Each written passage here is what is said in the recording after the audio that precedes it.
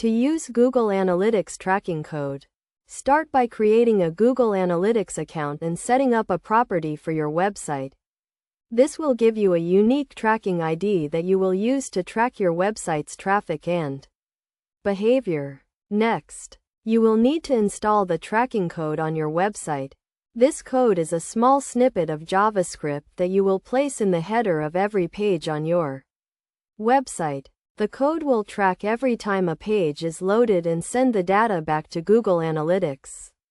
To install the code, you can either do it manually by copying and pasting the code into your website's HTML, or you can use a tag management system like Google Tag Manager. If you are using a content management system like WordPress, you can also use a plugin to install the code. Once the code is installed, you will need to configure your Google Analytics account to track the data you want to see.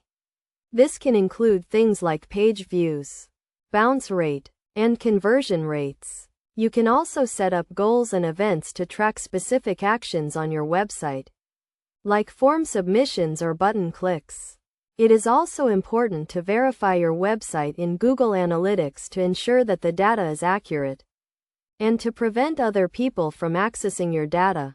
You can do this by uploading an HTML file to your website or by using a meta tag. Best practices for using Google Analytics tracking code include using the latest version of the code, testing the code to make sure it is working correctly, and keeping your tracking ID confidential. You should also make sure to comply with all relevant laws and regulations, like the General Data Protection Regulation. By following these steps and best practices, you can use Google Analytics tracking code to gain valuable insights into your website's traffic and behavior, and make data-driven decisions to improve your online presence.